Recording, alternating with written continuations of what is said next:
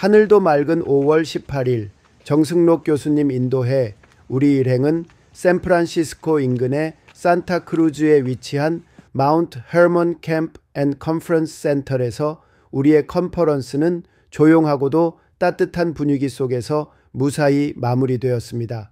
깊은 숲속 하늘을 가릴 정도로 우거진 세코이아, 레드우드 나무들 사이에서 보낸 며칠은 도시의 소음과 분주함을 잊게 해주는 치유의 시간이었습니다. 그리고 5월 23일 아침 아쉬움을 뒤로한 채 우리는 다시 길을 나섰습니다.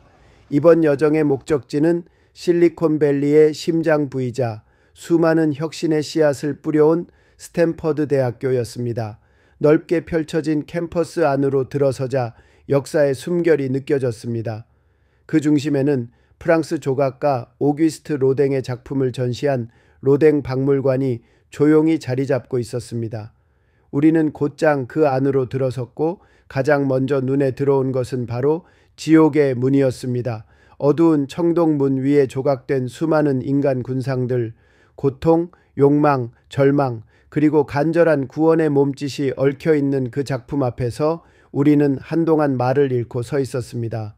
생각하는 사람도 그 문 위 어딘가에 앉아 있었고 그 작고 고요한 공간 속에서 예술이란 과연 무엇인가를 다시금 묻는 시간이었습니다.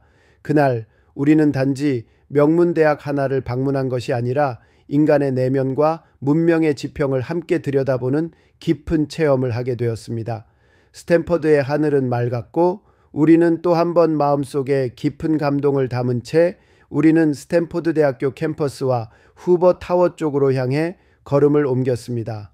스탠퍼드 대학교는 그 자체로 실리콘밸리의 심장이 되었다. 여기서 자란 인재들은 세계의 산업 판도를 뒤바꿨다. 그 대표적인 인물들은 다음과 같다. 레리 페이지 앤드 세르게이 브린 두 박사과정 학생은 스탠퍼드 도서관에서 링크를 분석하는 새로운 검색 엔진을 개발하다가 구글이라는 기업을 공동 창업한다. 앨런 머스크 짧지만 스탠퍼드에서 박사과정을 시작했던 머스크는 학교를 중퇴하고 집2, 페이팔을 거쳐 테슬라, 스페이스X, 뉴라링크 등 시대를 바꾸는 기업을 설립했다. 피터 틸 페이팔 공동 창업자이자 페이스북 초기 투자자, 틸 펠로우십을 통해 젊은 창업자들을 후원하며 스타트업 생태계에 깊은 영향을 미쳤다. 리드 헤이스팅스 수학과 졸업생 출신으로 넷플릭스를 창립해 영상 스트리밍 혁신을 주도했다. 마리사 메이어 구글 초기 멤버이자 이후 야후 CEO로 활동, 컴퓨터 과학과 상징적 여성 리더 중 하나, 제리 양 대만계 이민자 출신으로 스탠포드에서 데이비드 파일로와 함께 야후를 창립했다. 존 헤네시 스탠포드 총장 출신이자 컴퓨터 구조 분야의 권위자로서 구글 회장을 역임했다. 스탠포드 내부에서 엔지니어링 교육의 대변혁을 이끈 인물이다. 오늘날 스탠포드는 단순한 대학이 아니다. 실리콘밸리의 뿌리이자 지적 생태계의 원천이다. 매년 이곳에서는 AI, 바이오테크, 스타트업, 기후기술, 정책학, 철학, 심리학 등 각 분야의 혁신이 동시에 피어난다. 그리고 캠퍼스의 돌바닥 아래에는 한 소년의 이름이 남아있다. 릴랜드 스탠포드 주니어. 그가 세상을 떠났기에 오늘날 수많은 젊은이들이 세상을 바꾸고 있는 것이다. 슬픔에서 탄생한 대학은 이제 세계의 미래를 설계하는 대학이 되었다. 캠퍼스를 출발한 우리는 곧 샌프란시스코의 대표적인 전망 명소인 트윈픽스에 도착했다. 서울의 남산처럼 도시 전체를 내려다볼 수 있는 이곳은 해발 약 280m의 언덕 위에 위치해 있으며 360도로 펼쳐지는 파노라마 뷰가 압권이다. 맑은 날이면 금문교에서부터 알카트라즈 섬, 샌프란시스코 시내의 마천루, 그리고 멀리 태평양까지 시야에 담을 수 있다. 언덕 위로 불어오는 바람 속에서 우리는 도시를 내려다보며 각자의 추억을 마음에 새기듯 관광을 즐겼다. 다음으로 우리는 샌프란시스코의 상징이자 세계적으로 유명한 금문교, 즉 골든게이트 브리지를 방문했다. 차를 타고 붉은빛의 장대한 다리를 건너며 태평양의 바람을 맞았고, 여기가 어디예요? 다리를 건너 다시 돌아오는 길에는 또 다른 각도에서 샌프란시스코만의 아름다움을 느낄 수 있었다. 특히 다리 아래쪽에서 고개를 들어 올려다본 금문교는 거대한 철골 구조물이 하늘로 뻗어 있는 듯한 장관을 이루며 인간의 기술과 의지가 빚어낸 위대한 건축 예술이라는 것을 새삼 느끼게 해주었다. 자연과 인간의 조화가 완벽하게 어우러진 그 순간 우리 모두는 감탄을 금치 못했다. 우리는 잠시 조용히 서서 생각에 잠겼다. 1936년 우리 조국은 일제강점기 말기 세상에서 가장 가난하고 억눌린 시절을 살고 있었던 그때 미국 사람들은 이곳 샌프란시스코에 이렇게 웅장하고 아름다운 다리를 세우고 있었다. 금문교는 단순한 교통수단이 아니라 시대를 앞서간 비전과 용기의 상징이었고 지금까지도 전 세계에서 수많은 관광객을 끌어들이는 자랑스러운 자산이 되었다. 인간의 창조력과 국가의 안목이 어떤 결과를 만들어내는지를 보여주는 살아있는 교훈처럼 다가왔다. 정말 위대하다는 말이 절로 나왔다.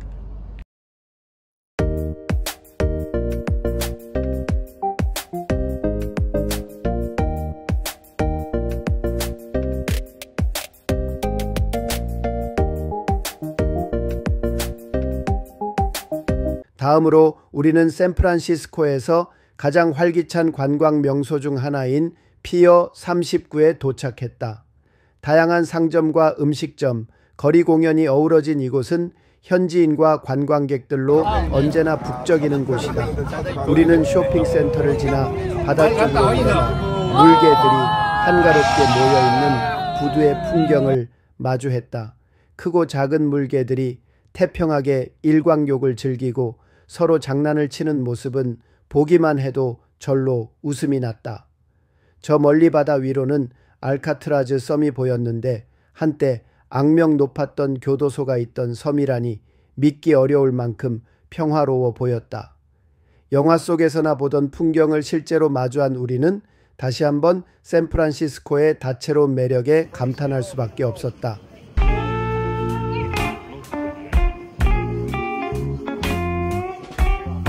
다음 코스는 샌프란시스코의 문화와 행정의 중심지인 시빅센터 지역이었다. 메모리얼 오페라 하우스, 농림청, 심포니아 홀, 전쟁기념관, 아시안 아트 뮤지엄, 그리고 화려한 돔을 자랑하는 시청까지 짧은 시간 안에 명소들을 배경으로 사진을 찍으며 바삐 움직였다. 그런데 그 순간 갑자기 한 명이 급하게 화장실을 찾기 시작하면서 작은 소동이 벌어졌다. 다들 분주하게 주위를 살피며 어디지 어디야를 외치다가 결국 근처 스타벅스를 발견. 마치 오아시스를 만난 듯 모두가 안도의 숨을 내쉬었다. 급한 일을 해결하고 나니 다시 여유가 찾아왔고 그 상황을 떠올리며 함께 웃었다. 뜻밖의 둘째 날 아침 우리는 전날의 감동을 가슴에 안고 샌프란시스코 하얏트 호텔에서 하루를 시작했습니다. 창밖으로는 이른 아침 햇살이 유리창을 부드럽게 타고 들어와 조용한 여유를 전해주었고 호텔 조식당에서는 따뜻한 커피와 갓 구운 크루아상이 고소한 향기를 퍼뜨리며 여행의 설렘을 다시금 일깨워 주었습니다. 식탁에 둘러앉은 우리 일행은 어제 다녀온 금문교, 피셔맨스 워프, 트윈 픽스 전망대에서의 순간들을 이야기하며 웃음을 나누었습니다. 그렇게 따뜻한 대화를 나누며 아침 식사를 마친 우리는 이제 본격적인 자연의 세계로 발걸음을 옮기기 시작했습니다. 하얏트 호텔을 출발한 버스는 캘리포니아의 끝없이 펼쳐진 들판을 따라 달렸습니다. 창밖으로는 고요한 아몬드 나무밭이 이어졌고 그 사이사이엔 피스타치오와 올리브 나무들이 조용히 자리를 지키고 있었습니다. 바람에 흔들리는 나무잎과 햇살 아래 반짝이는 푸른 초목들이 마치 우리에게 잘 오셨습니다 라고 인사하는 듯 했습니다. 이윽고 멀리 시에라 네바다 산맥이 그 위풍당당한 자태를 드러내기 시작했습니다. 점점 해발 고도가 높아지면서 도시의 소음은 점차 사라지고 나무들의 숨결과 바람 소리만이 주변을 감쌌습니다. 도로가 구불구불해지고 숲이 짙어질수록 마치 다른 세계로 들어가는 듯한 신비로운 기분이 들기 시작했습니다. 그리고 마침내 그 순간 요세미티 국립공원의 관문이라 할 수 있는 터널뷰에 도착했습니다. 버스에서 내린 우리는 한순간에 말을 잃고 말았습니다. 앞에는 거대한 화관감 바위산 엘 캐피탄이 위험있게 솟아있고 오른편으로는 하얀 실처럼 흘러내리는 면사포 폭포가 햇살을 받아 반짝이며 떨어지고 있었습니다. 그 풍경은 사진이나 영상으로는 도저히 담을 수 없는 그 자리에 있어야만 체험할 수 있는 웅장함이었습니다.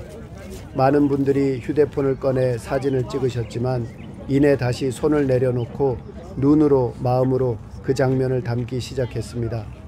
와, 저게 정말 자연이 만든 거라고요? 믿을 수가 없어요. 이건 마치 신이 붓으로 그려놓은 풍경 같아요. 누군가의 감탄사 속에 우리 모두는 조용히 고개를 끄덕였습니다. 그곳에서 찍은 단체 사진 한 장에는 단순한 여행의 추억만이 아니라 우리가 자연 앞에서 느낀 경외감, 그 감동의 흔적이 그대로 담겨 있었습니다. 잠시 머문 뒤 우리는 다시 차를 타고 요세미티 밸리 안쪽으로 천천히 이동했습니다. 울창한 전나무 숲 사이를 달리는 동안 창밖에는 암벽을 오르는 암벽등 방아들이 작은 점처럼 보였고 야생 사슴과 청솔모가 강한이 모습을 드러내며 우리를 방했습니다. 그리고 우리가 도착한 또 하나의 명소, 바로 미러 레이크였습니다. 이름 그대로 호수는 마치 거울처럼 잔잔했고 그 표면에는 주변의 바위산과 하늘 그리고 초록의 나무들이 그대로 비쳐 있었습니다. 이곳에서 우리는 시선을 위로 향했습니다. 앞서 터널 뷰에서는 내려다보았던 면사포 폭포와 엘 캐피탄을 이번엔 아래에서 올려다보며 지금 동영상 찍고 감상하게 된 것이죠. 고개를 쳐들어 끝없이 솟아있는 바위를 올려다보자니 마치 우리가 한 송이 꽃이 되어 거대한 자연 속에 피어난 듯한 기분이 들었습니다. 또 다른 폭포인 브라이들 베일 폭포도 이곳에서는 더 가까이서 더 생생하게 느껴졌습니다. 흘러내리는 물소리와 함께 시원한 물 한 개가 바람에 실려와 얼굴을 살짝 적셔주었고 그 순간 많은 분들이 이것이 진정한 힐링이구나 라고 중얼거리셨습니다. 이렇게 우리는 자연의 위대함 앞에 작아지면서도 오히려 더 커지는 마음을 안고 요세미티를 걸었습니다. 누군가는 그 풍경 속에서 지난 인생을 되돌아보았고 누군가는 새롭게 다가올 삶을 기대하며 깊은 숨을 들이켰습니다. 어느새 모두가 조용해졌고 바람소리와 새들의 노랫소리만이 우리의 발걸음을 따라 흘러갔습니다. 이날 하루 요세미티는 단순한 관광지가 아니었습니다. 자연이라는 거대한 화폭 앞에 서서 우리의 존재를 다시금 느끼고 삶의 리듬을 되찾게 해준 그야말로 감동의 성지였습니다. 요세미티는 마치 대자연이 만든 성당 같아요. 거대한 바위산과 숲, 폭포가 조화를 이루는 모습은 신성한 공간처럼 느껴진다고 많은 이들이 말합니다. 엘 캐피탄을 올려다보는 순간 내 인생이 작아 보이면서도 다시 소중하게 느껴졌어요. 자연의 위대함 앞에 겸손해지고 자신을 돌아보게 되는 시간이 되었다는 감상을 자주 들을 수 있습니다. 사진으로는 절대 담을 수 없는 감동이 있어요. 직접 와서 봐야 진짜입니다. 요세미티의 진면목은 사진이나 영상보다도 눈으로 직접 보고 마음으로 느껴야 한다는 생각이 많습니다. 면사포 폭포 앞에 서면 시간이 멈춘 것 같아요. 물소리와 바람, 햇살이 어우러지는 순간은 많은 사람들에게 깊은 평안을 줍니다. 5번째, 이곳에선 숨 쉬는 것마저 감사하게 느껴져요. 맑은 공기와 고요한 자연 속에서 단순한 것들의 소중함을 다시 깨닫게 됩니다. 아, 저놈 스모크 아주 담배 냄새 때문에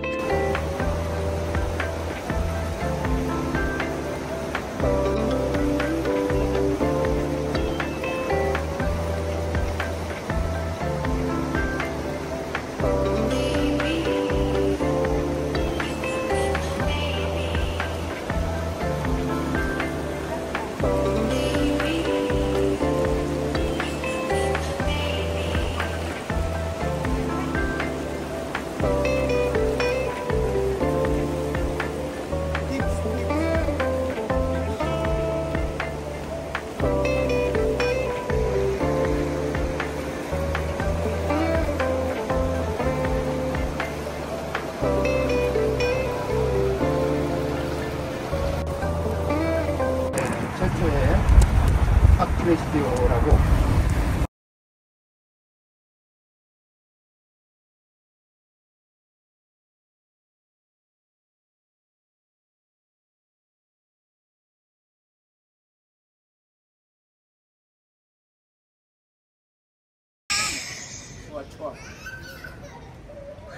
자, 여기는 몬트레이 반도고요. 저 뒤에 있는 제일 위에 있는 사람이 존 스타인백이에요.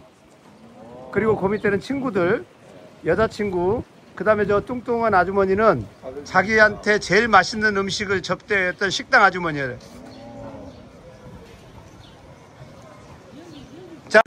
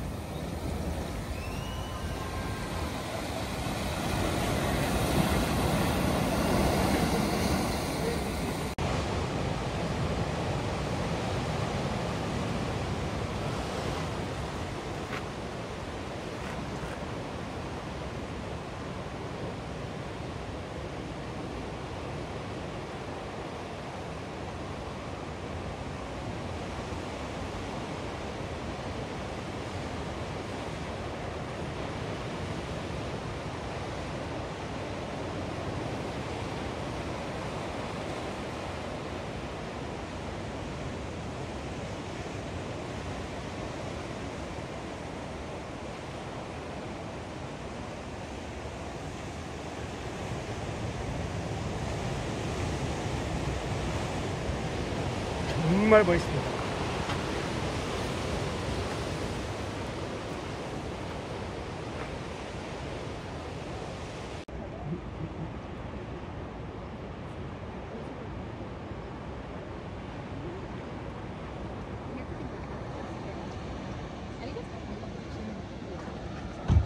We were discussing it, yeah. We saw some good options. Oh, really? Yeah.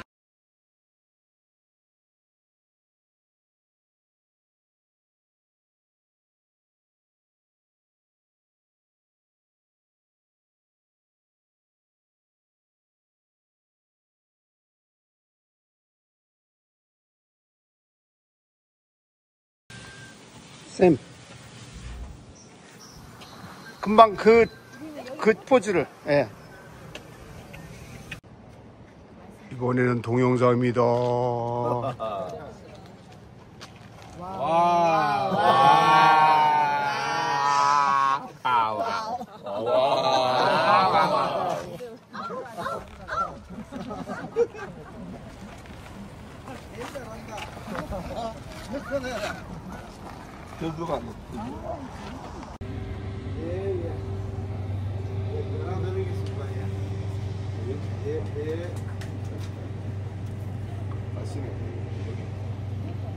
이박사님이 우리 선물 주려고 선물도 주.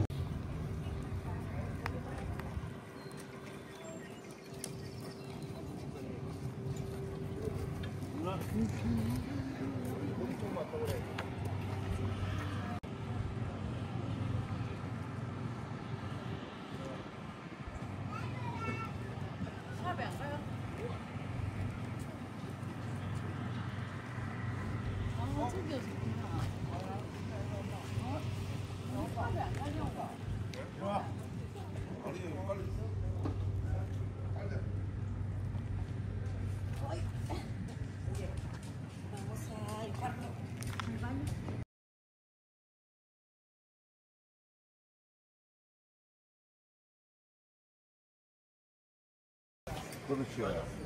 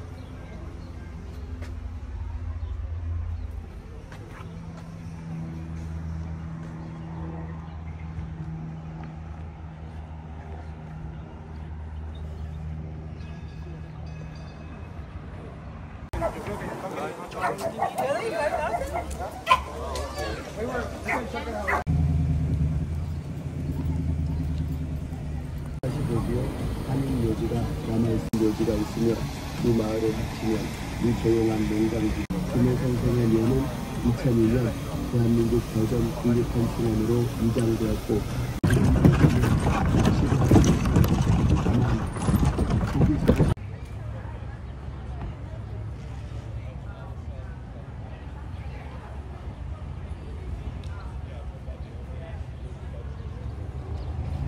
보기에 한인 묘지가 남아있습니다. 다리가 있는 곳은 산타바바라의 랜드마크 바로 스톤 것입니다. 오늘 우리가 걷고 있는 이 아름다운 묘지가 있으며 이 마을을 합치면 이 조용한 농장지 김해 선생의 묘는 2002년 대한민국 대전 국립현충원으로 이장되었고